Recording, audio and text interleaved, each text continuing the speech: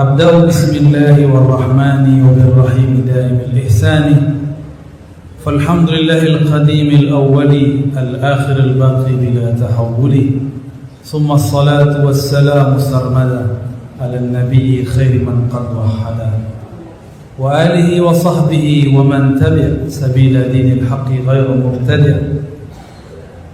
Bapak Ibu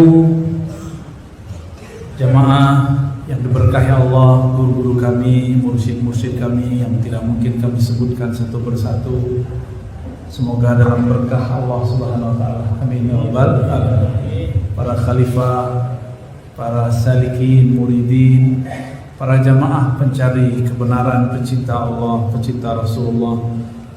Alhamdulillah tadi saya merasa dapat surprise karena anak-anak kita baca satu nazam judulnya Aqidatul Awam. Walaupun tidak dibaca semua, tapi itu cukup menggembirakan kami. Jadi sepanjang kami berjalan di Sumatera Barat, selain pesantren, masjid baru masjid Kiramah yang baca kitab, yang baca nazam Aqidatul Awam. Terima kasih kepada para guru yang masih membimbing anak-anak kita untuk membaca Aqidatul Awam. Aqidatul Awam tidak tuliskan di sini siapa yang menulis, tapi ini adalah karya guru daripada orang yang tadi kami kunjungi di pagi hari, yaitu Syekh Abdurrahman bin Abdullah Batu Ampah. Jadi beliau langsung bertemu, bahkan semasa. Siapakah beliau pengarang kitab ini? Namanya Sayyid Ahmad Al-Marzuki. Siapa namanya? Sayyid Ahmad Al-Marzuki.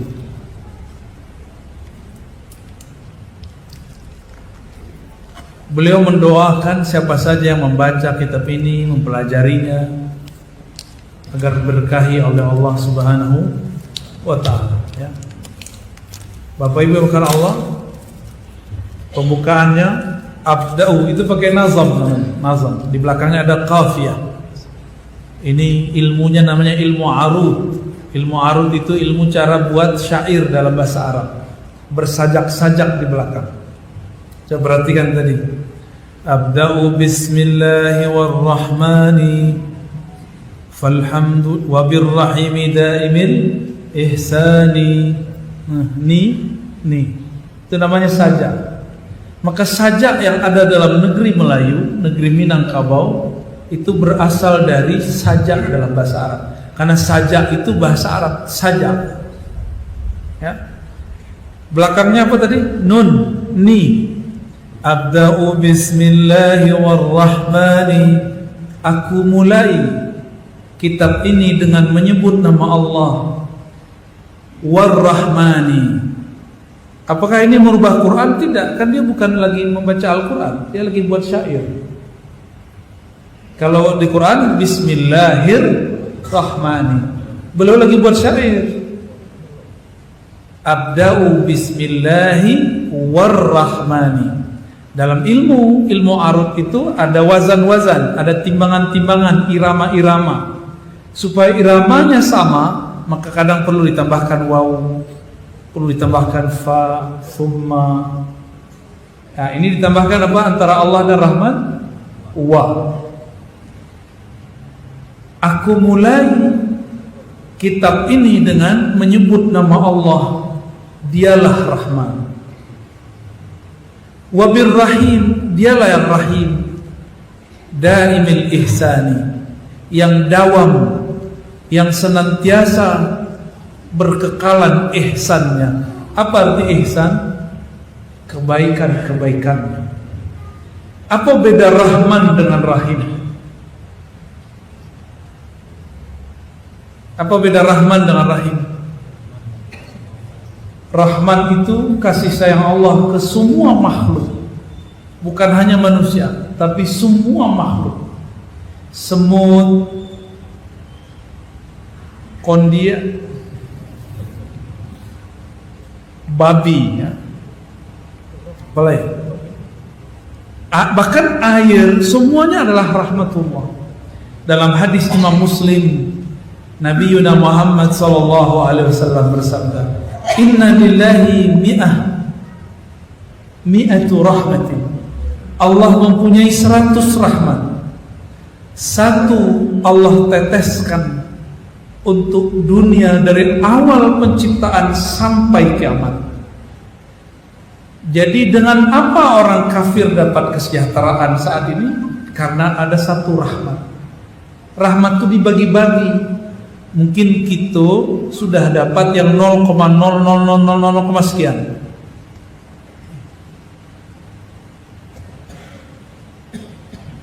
Itu Rahman. Jadi Rahman itu kabau dape, si guguk dape, kucing pun memperoleh rahmat itu. Orang kafir pun bisa hidup dengan itu. Jadi kalau bukanlah karena Rahman Allah, maka tidak ada kehidupan orang-orang yang ingkar kepada Allah di dunia. Kalau Allah masih Rahman kepada orang-orang yang kafir, kenapa orang beriman tidak mau Rahman dengan mereka? Kok hari ini muncul lain lagi? Sesama muslim cuma beda faham, Rahmannya sudah hilang. Ya. Lalu bagaimana mau menyelamatkan umat? Umatnya tidak mau sayang menyayangi. Ar-Rahman, ya. Itu dari asal kata rahmun, rahibun, rahmatun. Banyak itu ungkapan-ungkapannya beberapa wazan. Kita ambil saja rahmah. Rahmah itu artinya kasih, ya sayang. Apa arti rahmah? Kasih dan sayang. Di dalam bahasa Arab, kalau bertambah huruf, bertambah makna, berubah bentuk, berubah makna. Rahman dan Rahim berbeda 2 huruf. Rahman alif dan nun, sedangkan Rahim 1 huruf. Rahim, ya. Ya enggak? Ra, ha, mim, itu akar katanya. Ra, ha, mim. Ditambahkan alif dan nun, Rahman. Kata Imam Fakhruddin Ar-Razi, Imam Ghazali, imam-imam ahli bahasa, Mula Al-Qari, Rahman ditambahkan 2 huruf berarti sayang Allah kepada 2 jenis makhluk, mukminkah dia ataupun kafir. Ya. Berarti mukmin dan kafir masuk ke Rahman. Inilah kasyaf yang Allah berikan kepada imam pengarang kitab. Inilah ketajaman batin yang diberikan Allah kepada pengarang kitab. Ketika menyebut kata Rahim, beliau mengatakan daimil ihsan, yang senantiasa abadi ihsannya. Apa nikmat ihsan? Ihsan itu nikmat ma'rifatullah. Nikmat ma'rifatullah adalah Rahim. Maka hamba Allah Ta'ala yang dia sudah kenal Allah, dia mendapat nur rahimiyah. Apa dapat nurnya? Jadi orang yang sudah masuk nur rahimiyah ke dalam kalbunya, dialah yang disebut kekasih-kekasih Allah. Sebab mereka cintanya sangat dalam. Cintanya cuma satu, kepada Allah Subhanahu wa ta'ala. Nah, itulah perbedaan Rahman dan Rahim. Jadi Rahman mukmin kafir dapat, tapi Rahim khusus para wali-wali Allah.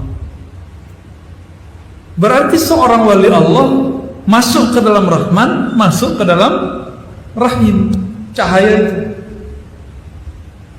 Oleh karena itu Allah Subhanahu wa ta'ala, tiadalah ia memulai satu ayat kecuali ayat itu, surat itu dimulai dengan Bismillahirrahmanirrahim.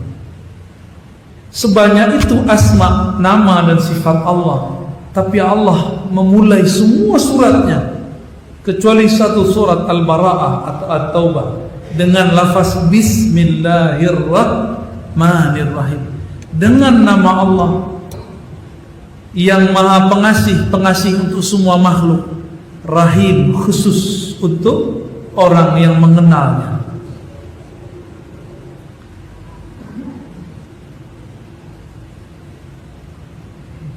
Oleh karena itu wali-wali Allah itu fasilitasnya dua, ya.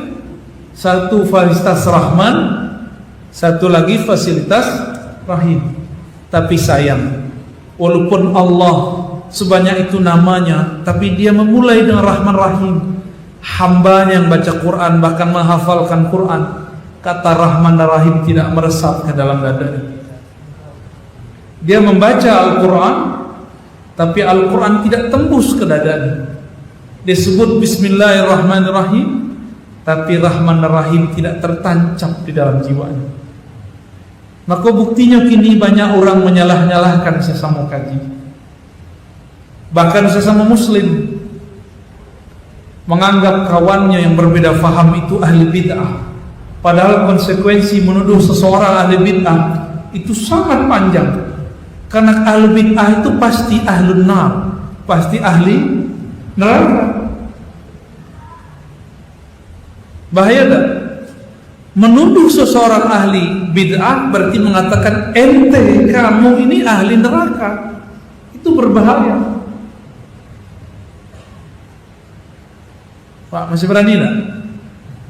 Cukup katakan kita berbeda, cukup. Tapi kawan itu punya rumus, berbeda berarti bid'ah. Nah, disitulah mulai musibah. Bagaimana mau membangun umat? Bagaimana mempersatukan umat kalau berbeda dengan bid'ah? Ya, Bapak Ibu yang melakukan Allah, Imam pengarang kitab ini memulai dengan kata Rahman dan Rahim karena beliau memulai kitab ini dengan penuh cinta kasih. Inyo cintai siapapun makhluk, makanya kitab itu masih dikekalkan Allah sampai kini. Kitab ini diajarkan oleh Said Ahmad Al-Marzuqi di Mekah, dipelajari oleh murid-murid beliau dan dibawa pulang sampai ke negeri kita. Mungkin lebih tua itu makam Syekh Ibrahim itu daripada kitab itu. So makam Syekh Ibrahim mungkin dari tahun 1600-an. Sedangkan ini 1800-an. Ya. Tapi akidah itu dengan akidah beliau dan murid-murid beliau turun temurun tidak ada perbedaan. Ada satu lagi makam di situ ya, Syekh Ar-Razi ya. Apa namanya beliau? Amba pernah ketemu keturunan beliau. Hah? Nuri bin Adimin Ar-Raji. Kalau ambo kan Ar-Razi. Beda Ar-Razi jo Ar-Raji Pak. Ar-Raji. Kalau Ar-Raji dari kata raja. Ar-Raja berarti yang berharap. Kalau Ar-Razi dan duduk di muka. Kalau Ar-Raji dan ditanam di situ. Beliau girang ini tuh Pak. Kitab yang inyo ajarkan dulu, yang inyo pelajari ke Syekh Sulaiman Ar-Rasuli, kan beliau mengambil ilmunya ke Syekh Sulaiman Ar-Rasuli, murid tertua. Kabar dari Abu Ya Nu'man Bashir, tadi sore kami silaturahmi ke beliau, mengambil berkah, mencium tangan beliau, meminta penjelasan. Abu Ya, kami tahu di situ ada 2 makam. Itu makam siapa aja Bu Ya? Lalu beliau menjelaskan. Ya, disitulah dapat info. Beliau Syekh Adimin Ar-Raji adalah salah satu murid tua dari Syekh Sulaiman Ar-Rasuli. Ya. Syekh Sulaiman Ar-Rasuli mengajarkan kitab ini. Kitab apa namanya? Aqidatul Awam. Tapi yang lebih tua dari Syekh Sulaiman ada guru Syekh Sulaiman. Ada namanya Syekh Muhammad Arsyad, anak dari Syekh Abdurrahman Batu Ampah. Itulah 2 jalur beliau, jalur Mekah ke Syekh Ahmad Khatib Minangkabawi, jalur Batu Ampah. Tapi orang Batu Ampah mengambil langsung kepada pengarang kitab. Jadi luar biasa orang kita itu dulu. Kami menyebutnya silsilah ilmunya berkelas, as-silsilah az-zahabiyah, silsilah yang emas. Tahadus bin ni'mah tapi pun menyedihkan. Tadi siang di waktu duha kami sedang bertabligh, bermuhadarah di Al-Manam, dan kita menyebutkan nama guru kami itu. Kiranya beliau sudah baik. Akhirnya di tengah pengajian kita cut sebentar, kita pergi ke Payolansek. Dulu Buya yang mengajarkan kami kitab itu, Buya Dahna An-Naqsyabandi Asy-Syafi'i, beliau wafat. Jadi hari kini, tadi siang beliau wafat. Sudah kami takziah, langsung kami kembali lagi ke Al-Manam.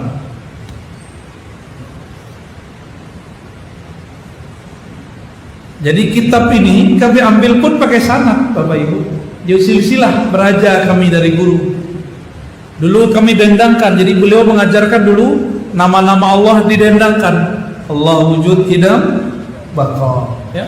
Kemudian sampai nanti nama-nama asma Nabi, nama-nama Nabi, kemudian nama-nama malaikat. Itu kurikulum, semua kurikulum itu bersumber dari kitab Aqidatul Awam. Jadi canggih sebenarnya orang-orang kita dulu. Cuma sayang anak kini nan muda-muda nanlah pandai lau baca ceramah, kadang lebih canggih daripada Buya aku. Dibatalkannya kitabku. Di mana orang itu salah faham, mereka menuduh kita, mengatakan kalian itu sesat karena hanya meyakini 7 sifat Allah atau cuma 20. Kini kita buka kitabnya. Betulkah Imam atau Syekh Ahmad Al-Marzuki mengajarkan sifat Allah hanya 20? Pernahkah beliau mengatakan sifat Allah cuma 20? Tidak. Apa kata beliau? Min wajibin lillahi ishrina sifat. Coba diulang. Min wajibin lillahi. Coba ulang. Min wajibin lillahi ishrina sifat.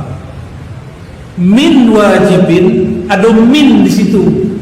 Mungkin kawanku belajar bahasa Arab bukan bahasa Arab yang asli, bahasa Arab mimin. Kalau bahasa Arab yang asli, min itu artinya di antara sebagian. Min bahasa Arab disebut litab'id. Apa arti tab'id? Sebagian. Sebagian yang wajib diketahui oleh seorang mukmin tentang Allah, gitu maksudnya.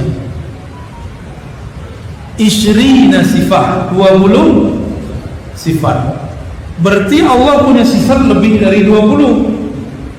Tapi yang perlu kita ketahui, yang wajib kita sadari minimal berapa? 20. Dengan 20 ini bisa paham nanti semua sifat. Kalau beruntung. Tapi dek kawan, difitnahnya gitu. Apa kata kawan? Orang-orang surau Ahlussunnah Aswaja, sifat Allahnya cuma 20. Fitnah gak tuh? Jangan-jangan mereka nggak bisa bahasa Arab ya? Padahal kan teksnya jelas. Min wajibin lillahi ishrina sifat. Min, di antara yang wajib diketahui tentang Allah hanya 20 sifat. Itu cara ulama. Setelah dikumpulkan ayat-ayat, maka 20 sifat itu disebut ummahatus sifat, sifat-sifat yang inti. Apa yang pertama? Fallahu mawjudun qadimun baqi. Itu kata beliau. Coba ulang. Fallahu mawjudun qadimun baqi. Kalau bahasa awak, Allah wujud qidam baqa. Bahasa awak tuh. Bahasa awak atau Arab? Yang kita hafalkan Allah wujud qidam baqa. Masuk dalam kitab Allah mawjudun qadimun baqi. Allah itu mawjud. Apa arti mawjud? Ado. Yang hadir kini ado nak? Ado. Ado awal nak? Ado tahun kelahiran? Atau langsung keluar dari kaki Gunung Bunsu? Atau muncul hanyut di Kepulauan Bonda? Atau keluar dari Bukit Bule? Ya, bentuk sunggokong, lahir dari perut batu? Enggak ya? Kita wujudnya ada permulaan. Kita wujud karena diwujudkan. Bapak Ibu yang melekan Allah, dan hadir kini, ada tak lahir tanpa ayah dan ibu? Nggak ada. Ada tak? Kok yo Nabi Adam itu? Ada tak yang lahir tanpa ayah? Tanpa laki ada, tanpa ayah. Tuh lain tuh, salah paham loh. Tanpa ayah ada tak? Nggak ada. Semua kita wujudnya dilahirkan. Maka Allah katakan lam yalid wa lam yulad. Allah tidak melahirkan dan tidak dilahirkan. Apa maksud lahir melahirkan? Lahir melahirkan itu disebut sebab. Allah itu ada, tidak ada penyebabnya, karena ialah yang menciptakan semua sebab. Wujud itu ada wujud namanya wujud jisim. Apa jisim? Benda. Apa arti jisim? Benda. Kita sudah sebut jasmani, tubuh. Tapi sebenarnya jisim jasmani itu bukan tubuh, artinya benda. Silakan kepalanya agak sedikit dibuka sedikit, telingonya dikembang sedikit, ya. Simpan dulu kaji nalamo, beko berekna kepala. So kaji kita agak berek sedikit. Tapi insya Allah bahasanya sudah kami mudahkan. Segala sesuatu yang wujud itu minimal ada dua saja. Pertama jisim dan yang kedua bukan jisim. Pertama benda dan kedua bukan benda. Tubuhku benda tak? Masjid benda tak? Ya benda. Bapak ibu itu benda bukan? Benda hidup atau benda mati? Ya benda, ada yang hidup ada yang mati. Coba bayangkan meja aku benda bukan? Oke. Coba bayangkan badan awak tapi bukan di suatu tempat, bisa tak? Indah di masaji, indah di rumah, indah di bumi, indah di langit, indah di surga, indah di neraka. Tuhan mau indah ado. Ya. Ghair mawjud bahasa Arabnya, tidak ada. Le bisa membayangkan sesuatu yang tidak ada di langit, tidak ada di bumi, tidak ada di surga, tidak ada di neraka, tidak ada di aras, tidak ada di benda manapun, tidak ada di manapun tempat. Berarti karakter sifat dari benda apa karakternya? Bertempat. Tidak usah pakai bahasa Arab nak, mereka pakai bahasa Arab pasti yang lu kok. Ya. Jadi benda itu yang bertempat. Kita buat kaidah. Kullu jismin mutahayyizun. Setiap benda pasti ada ruang dan tempat. Pasti bertempat. Dek kawan, dek inyo membatalkan kitab iko, inyo membatalkan filsafat, tapi tamakan kaji filsafat. Filsafat itu banyak, ada filsafat beracun, ada filsafat baube. Kiranya filsafat nan tamakan, filsafat nan beracun. Namanya filsafat madiyah, filsafat materialis. Cek kawan, Bapak Ibu, kita berakidah Allah bertempat atau tidak? Yang keras dong ya. Allah bertempat atau tidak? Tidak. Serius? Yakin? Kecek kawan, Jika engkau meyakini sesuatu tidak bertempat, sama saja engkau meyakini dia tidak berada. Di mata kiri utaknya tuh, seleo pemikirannya di mana tuh?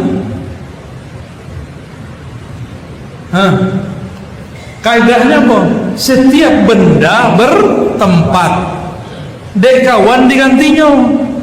Takiling di situ, keseleo lah utaknya stek.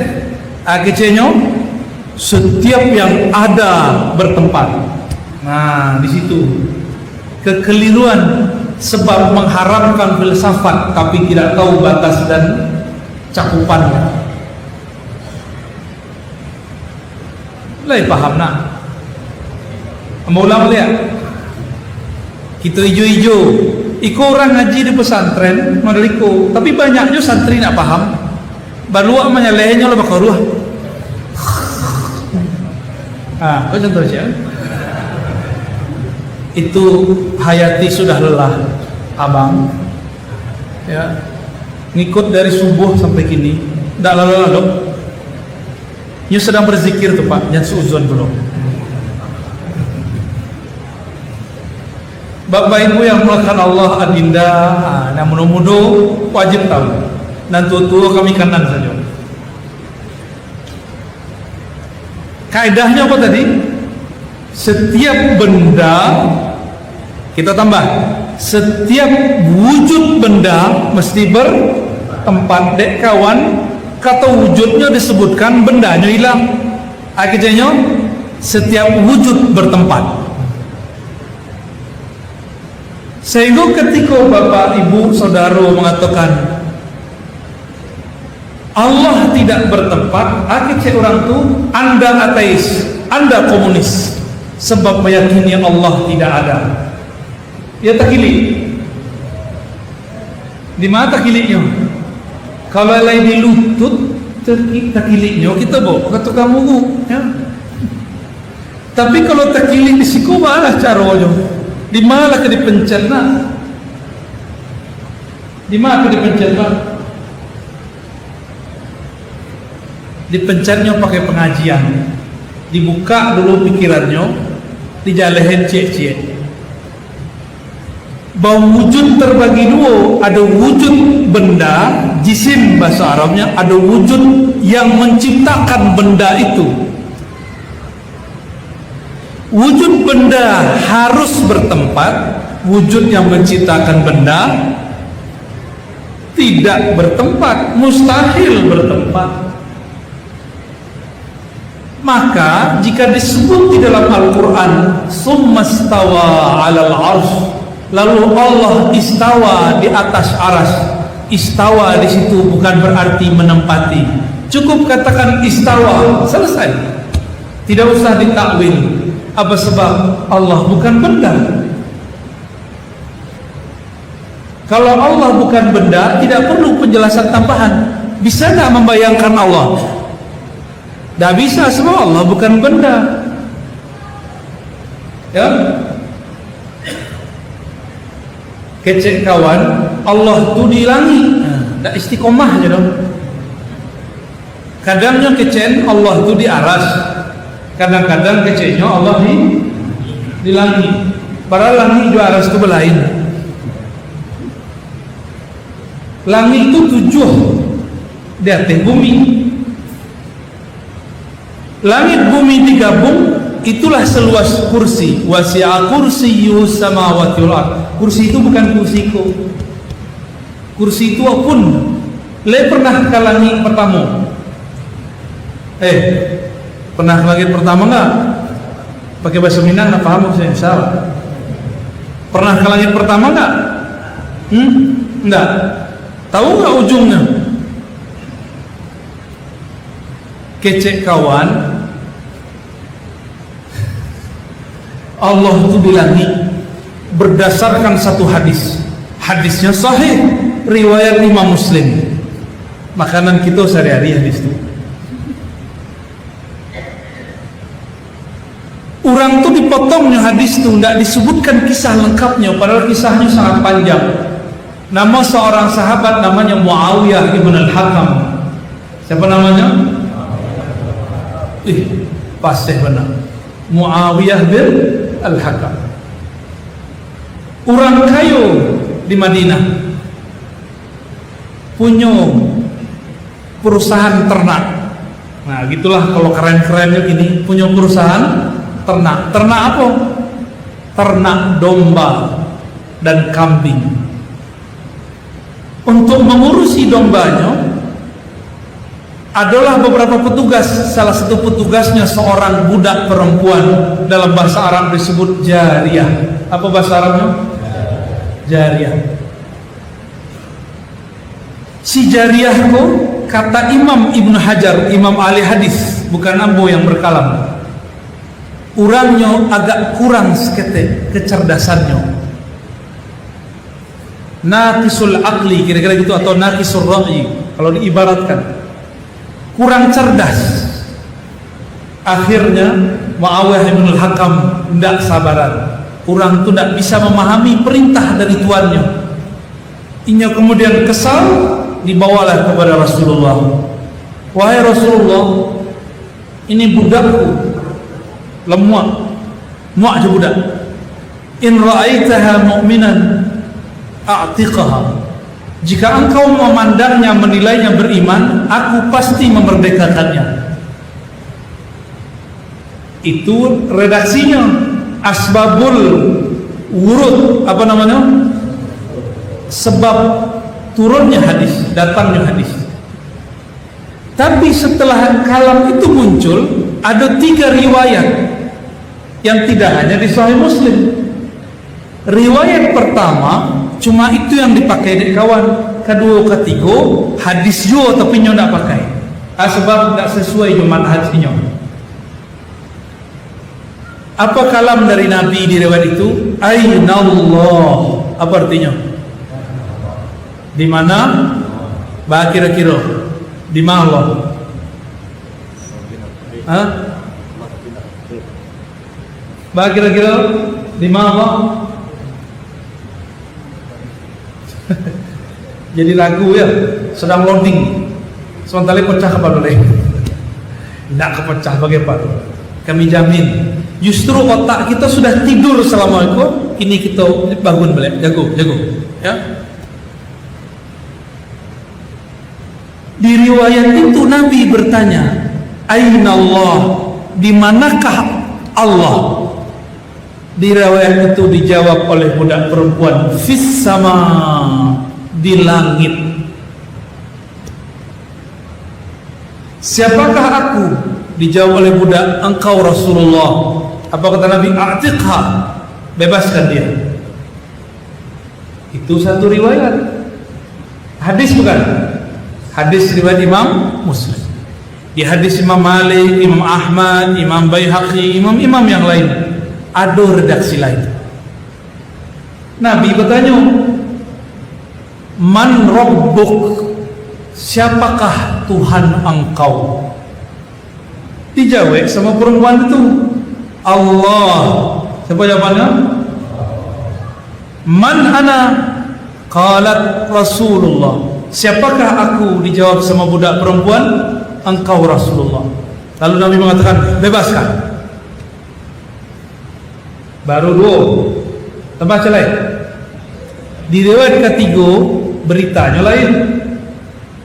Nabi bertanya, hai budak, atashhadina alla ilaha illallah, apakah engkau bersyahadat, bersaksi tiada yang berhak disembah kecuali Allah, wa anni Rasulullah, dan aku Rasulullah. Dijawab sama budak, aku bersaksi tiada Tuhan selain Allah, engkaulah Rasul Allah. Kini yang mau bertanya kepada buya, para ustaz, jamaah, tidak usah pakai ilmu tinggi-tinggi. Kalau ada orang agama sebelah, bukan orang sebelah, orang agama sebelah, non muslim, mengatakan Tuhan Allah di langit, kira-kira masuk Islamnya nak? Orang Arab Nasrani kalau baca Allah, Allah. Tapi sampai di Indonesia nya tak pandai bahasa Arab. ALLAH, Allah. Bolehlah. Ya, mungkinnya pakai itu lillah. Pakai lillah ya. Boleh tak? Boleh. Kalau orang tua-tua dulu tuanalah. Yo, sama tu.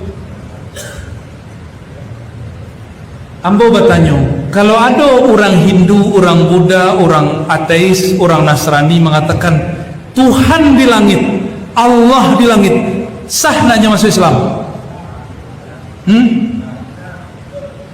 Mengkores deh. Sahkah seseorang non Muslim mengatakan Allah di langit? Sah naknya menyebut? Kemudian jadi Muslim naknya? Enggak. Paham tak?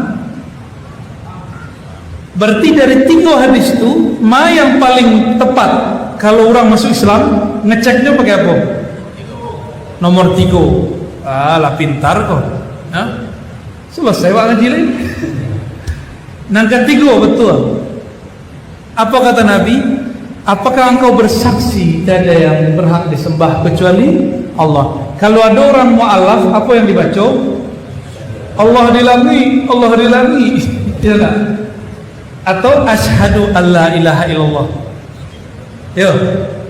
Maka ketika baca hadis tidak cukup hadis itu sahih. Hadis itu kan cuma data. Data itu harus dibaca dengan ilmu. Kalau hadisnya tentang akidah, belajarlah ilmu akidah. Jika hadisnya tentang fikih, baca ilmu fikih. Dek kawan tidak mempelajari akidah Ahlussunnah dengan tepat, maka kaidah yang ada di ilmu akidah itu dibatalkannya karena satu riwayat itu. Padahal ada riwayat lain. Maka kami bertanya, angku ikut sunnah ya? Yo. Ada 3 riwayat, bakok satu sunnah saya diambil, yang 2 yang tidak. Berarti sunnah yang dimaksud kawan itu cuma beberapa sunnah yang sesuai dengan fahamnya. Di luar fahamnya tidak dianggap. Ya tidak? Walaupun 1000 dalil kita sampaikan tidak akan diterima. Itulah masalah kawan. Itu tuduhan kepada kita. Bapak ibu itu dituduh mengatakan bahwa Allah tidak ada. Sebab siapa yang meyakini Allah tiada di satu tempat, kata orang tu. Apa katanya? Siapa yang meyakini Allah tiada dalam satu tempat, tiada berada di satu tempat yang tinggi, berarti dia mengatakan Allah tidak ada. Karena tidak mungkin ada sesuatu kecuali di suatu tempat. Allah itu kan sesuatu, berarti Allah bertempat. Kecek ya? Itu filsafat namanya tuh. Kecek kawan, filsafat itu haram. Ini bukan filsafatnya. Apa kalau filsafat itu namanya kawan, itu premis. Kan kalian mengharamkan filsafat, ya nak? Tapi nyoba premis. Apa premisnya? Premis itu kata kalimat. Kalimat pembuka, kalimat penutup. Segala sesuatu yang wujud mesti bertempat. Itu premis 1. Allah itu wujud. Allah bertempat. Nah, itu kaji orang tuh. Itu namanya filsafat Aristoteles. Ya. Jadi orang tuh berfilsafat tak? Itulah yang dikalamkan. Haramtal falsafah wa syaribtaha. Engkau haramkan filsafat tapi engkau meminumnya. Wa haramta ilmal kalam fa akalta. Engkau mengharamkan ilmu kalam tapi engkau berkalam-kalam. Jadi Bapak Ibu, itulah pengantar kaji kita nanti seketik. Ya. Itu belum kaji masuk ke kolbu, baru ke kepala tu. Langit kepala nak. Untung le hujan sejuk. Alhamdulillah. Ambo sangat senang. Bapak Ibu, walaupun hujan tetap datang. Semoga datangnya bukan karena ambo, tapi datangnya karena Allah Subhanahu wa ta'ala. Jadi siapapun nanti yang buka taklim kitab di siko, tolong hadiri. Ya. Semoga nanti pengurus mengadakan muallim tadi yang bola berkatolo kepada tua di masjid kita di Payabaswa. Ya Payabaswa takut salah loh ya. Semoga nanti masjid yang indah tuh dan masjid yang tua kok nanti jadi corong-corong ahlus sunnah, bukan hanya event-event modeliku ya. Silakan nanti buya-buya dilanjutkan ngaji kitab itu, kan baru dikasih beberapa bait ya, nanti jelaskan, ditaklimkan kitab itu. Bah, tanya jawab. Halo leh, tambur. Jadilah. Gimana tambur? Allah menyebut dirinya apa? Kecek kawan. Akidah kalian itu salah karena menyebut Allah Qadim. Qadim tidak disebut oleh ulama salaf. Jadi kecek kawan tuh, nama Qadim itu tidak ada di Quran, tidak ada di Sunnah, dan tidak dipakai oleh ulama salaf. Kau masih kepala Pak Lung ganti nih? Itu angin-angin kepala dulu, bentur-benturkan ke tembok.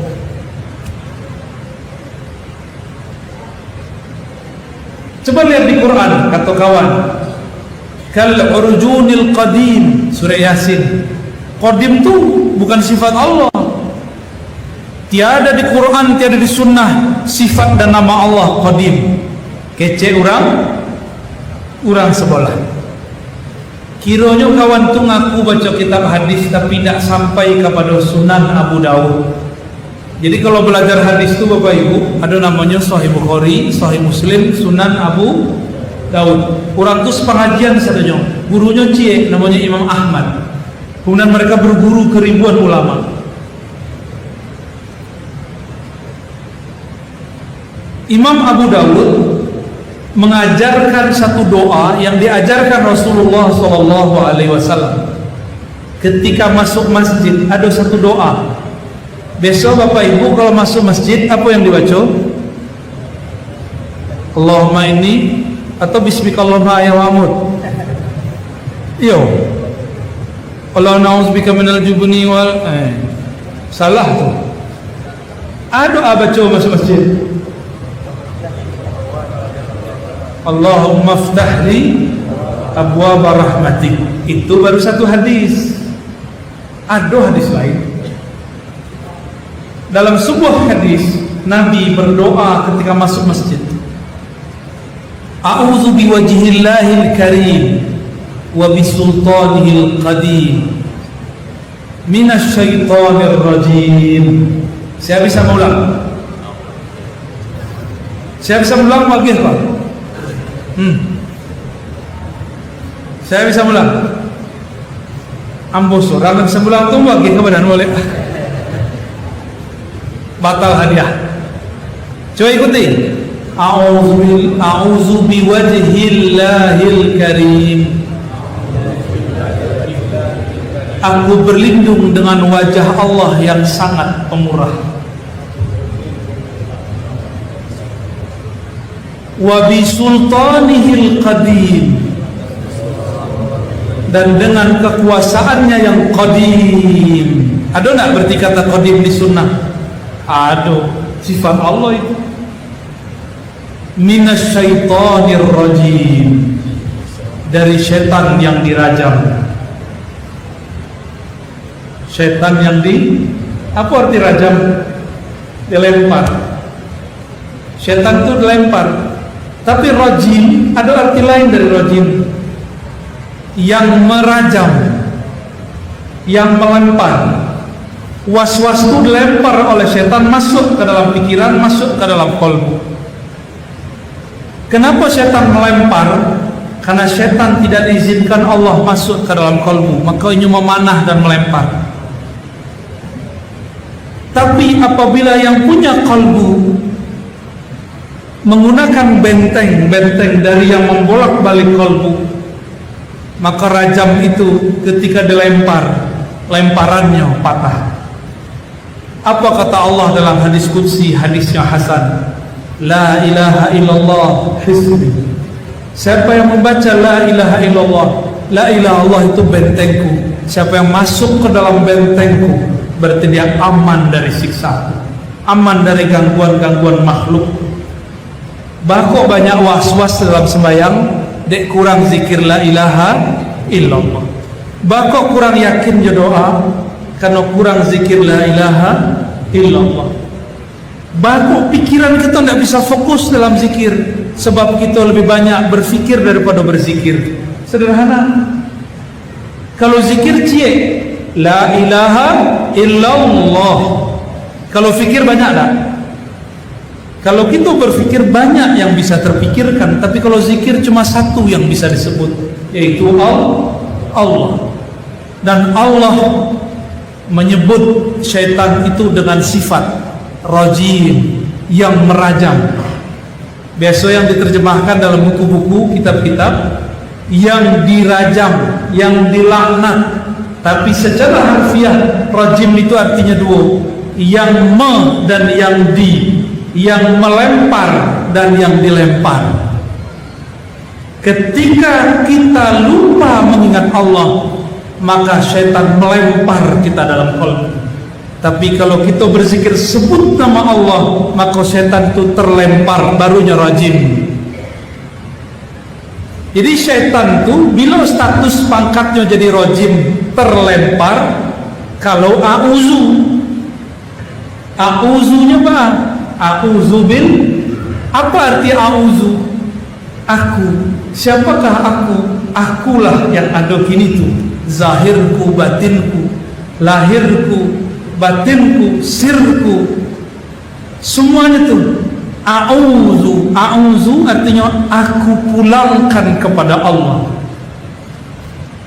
Kalau kita pulangkan diri kita kepada Allah, itu yang disebut a'udzu billah, atau a'udzu biwajhillahil karim wa bisultanihil qadim minasyaitonir rajim. Ada yang bisa mengamalkan itu nanti nak? Nah, ambo ijazahkan mengamalkannya. Qabilna, ya, kami terima. Ijazah mamakan, bukan ijazah jadi mursyid, ya. Ijazah maman saja. Jemaah yang dimuliakan Allah, kiranya lah mendaki jam 10.